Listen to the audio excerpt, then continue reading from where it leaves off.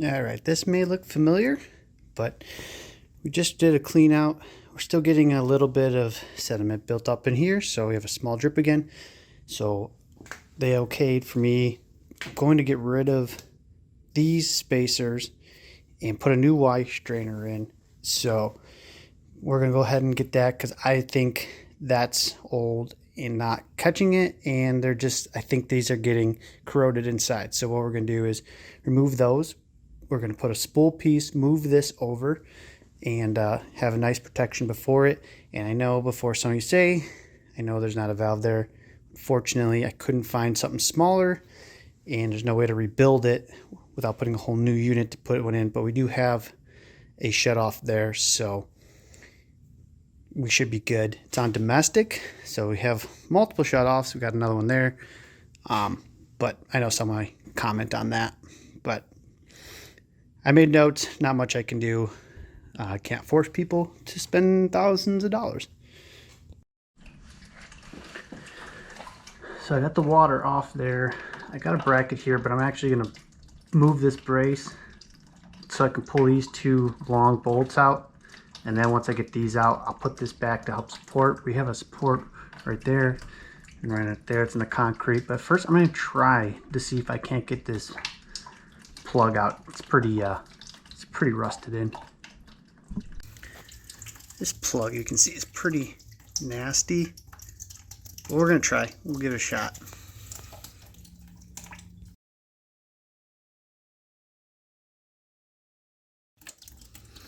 I was able to get it, but it looks, we're probably gonna have some nasty water coming out here. Let's see what happens. Oh yeah.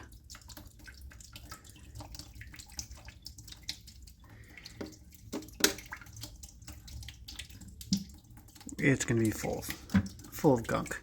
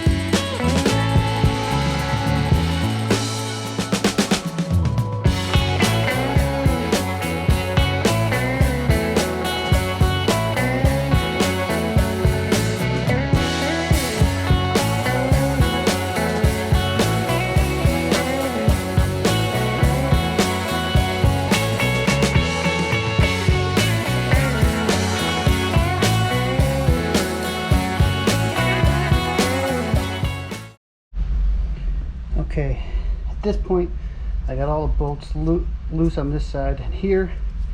So now I got these two. I'm going to try and, while this is semi together, you don't want to, I don't pull all the bolts in case something falls dramatically, gets caught, you know, grab a couple things. So I'm going to try to start moving things, see if I can't get some of these bolts that are hitting out, and get it out.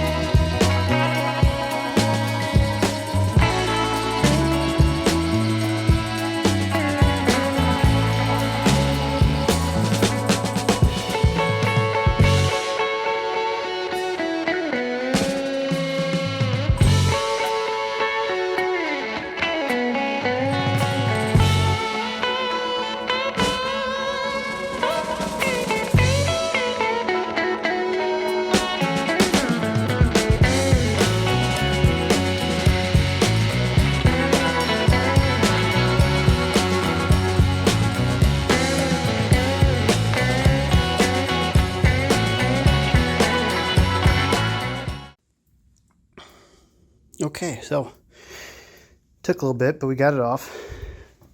You can see here the meter will clean that all up. And then same here. So see, it's not passed. It's just kicking up stuff to get in here. We may have to clean this out again, but you can see that's all. We'll get that all cleaned up right in here. But look at that. It's just caked with stuff. And that just keeps getting in there, so hopefully it's real bad. Holy cow. You can see it's just in the screen. I couldn't get that out, so that's why we're replacing it.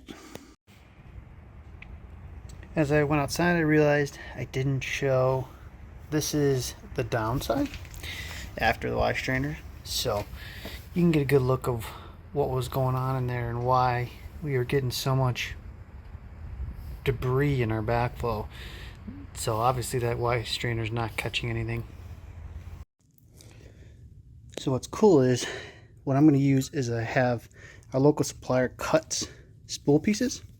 So instead of using spacers, we'll get a nice stainless steel spacer there. We use these special flanges that will go around it and gasket it, and that way we don't have to use a bunch of spacers. We can just have a nice piece of pipe, put that before the wash strainer, so if anything ever builds up, hopefully that catches it. So the way it works, this will go over it, and then this will clamp into this groove. I needed both hands, but it'll look something like that. Now you just have a flange. Use the same kits as you normally would for a flange, and this helps seal it too.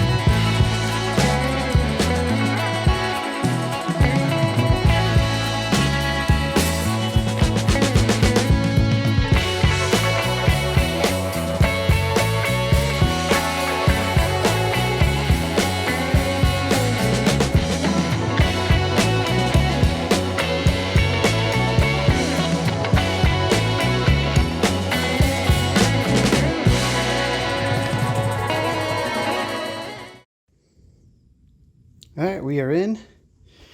Water's on. No more dripping. Hopefully that does what it needs to. Doesn't follow that anymore. We could be done. And I forgot, you don't need to use these big gaskets with those. The inner side that goes in that groove, that black O-ring actually seals it. So you don't need the big gaskets, which is nice. And I know someone will comment, no valve, but it's one there, so should be good. And it passed. The inspector said it was okay, so who am I to say? So thanks again for watching. Hopefully you learned something. If not, enjoyed it, and I will see you in the next one.